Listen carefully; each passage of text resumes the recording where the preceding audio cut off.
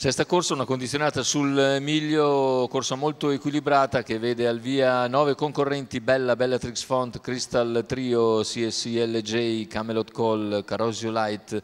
In seconda Baica dei Ronchi, Creso Risaia, TRGF e Bessi di Poggio.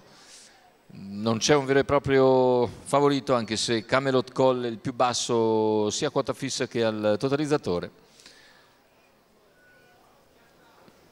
Macchina intanto che accelera, è proprio Camelot Call che prova a sfilare su Bella.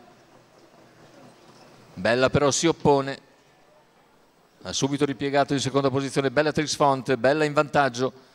Camelot Call all'esterno, Bellatrix Font in seconda posizione, insiste all'esterno Camelot Call, impegna Bella sulla finire della curva e poi dopo meno di 300 metri passa in vantaggio con un po' di spesa, ma Camelot Call e Roberto Ruvolo riescono a sfilare e guidano dunque al completamento del quarto iniziale. Vediamo intanto la progressione esterna di CSILJ che avanza gradualmente, e i 600 intanto se ne vanno in 45,4 da 1,15,6. Per corsie esterne c'è anche Crystal Trio che ha rilevato la schiena di CSILJ, mentre c'è la terza ruota di Carosio Light. Tanto se ne vanno i primi 800 di gara.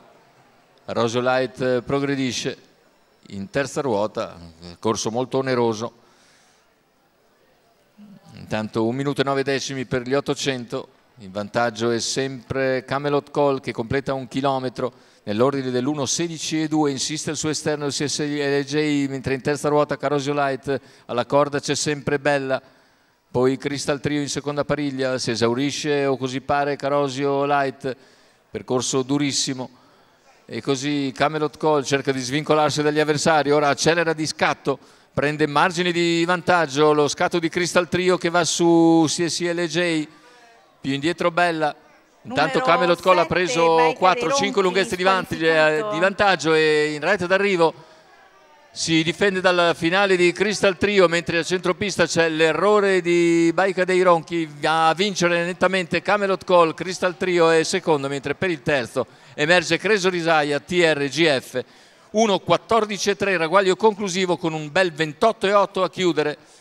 Camelot Call, Roberto Ruvolo dunque a segno in questa sesta corsa dal Savio. Un bel percorso di testa per Camelot Call, oggi completamente sferrato, l'allievo di Daniele Quarneti della scuderia Sunrise viene a vincere facile. Un buon secondo posto comunque per Crystal Trio e al terzo Creso Risaia TRGF.